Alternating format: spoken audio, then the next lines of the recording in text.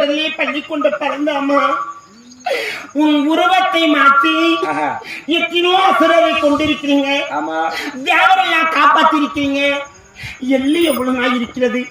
அந்த எல்லுக்குள்ளே குடியிருக்கக்கூடிய இந்த கடவுளை நான் கண்ணால காண்பதா? உண்மைதான். உன் மனதை நான் சோதித்து விட்டேன் அண்ணா. உன் தங்கச்சை நான் மன்னித்தேன் என்று சொல்லி உன் காலை பிடித்து நான் கெஞ்சி கேட்கிறேன். நிறுத்தி விடுங்கள் அண்ணா, நிறுத்தி விடுங்கள். கோவிந்தா